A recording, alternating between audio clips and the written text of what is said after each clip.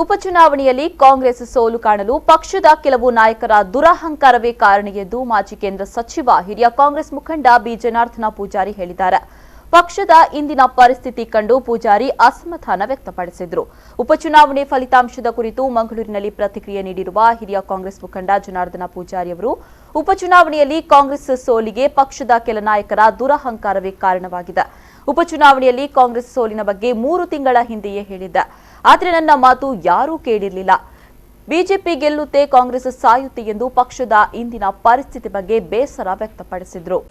ಒಂದು ಎರಡು ಕಡೆ ಮಾತ್ರ ಕಾಂಗ್ರೆಸ್, ಒಂದು ಜೆಡಿಎಸ್, ಒಂದು ಪಕ್ಷೇತರ ಇದೆ. ಅಂದ್ರೆ ಕಾಂಗ್ರೆಸ್ನ ಭವಿಷ್ಯದ ಬಗ್ಗೆ ನೀವು ಏನು ಹೇಳ್ತಾ ಇದ್ದೀರಿ ಅಂತ? ಇದನ್ನು ಮೊದಲೇ ಹೇಳಿದೆ, ನಮ್ಮ ಪಾರ್ಟಿಯವರಿಗೆ ಹೇಳಿದೆ, ಅರ್ಥ ಮಾಡಿಕೊಳ್ಳಿ.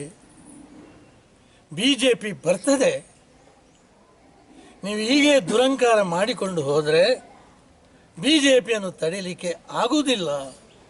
ಕೈ ಮುಗಿದು ಪ್ರಾರ್ಥನೆ ಮಾಡಿದೆ, ಕಣ್ಣೀರು ಸುರಿಸಿ ಮಾತಾಡಿದೆ. ಆದರೆ ನನ್ನ ಪಾರ್ಟಿಯವರಿಗೆ ಅರ್ಥ ಆಗಲಿಲ್ಲ. ಈಗಾದರೂ ಅರ್ಥ ಆಗಿದೆ ಅಂತ ಕೇಳ್ತಿದ್ದೇನೆ. ಇವತ್ತು ಈ ಭವಿಷ್ಯವನ್ನು ಹೇಳುವುದಲ್ಲ, ಈ ಭವಿಷ್ಯವನ್ನು ಹೇಳಿ ಆಯ್ತಿದೆ. ಕೆಲವು ತಿಂಗಳ ಹಿಂದೆ ಹೇಳಿದೆ, ಸರಿ ಮಾಡಿಕೊಂಡು ಹೋಗಿ, ದುರಂಕಾರ ಮಾಡಿಕೊಂಡು ಹೋಗಬೇಡಿಯಪ್ಪ ಅಂತ ಹೇಳಿದೆ. ಕೇಳಿಲ್ಲ.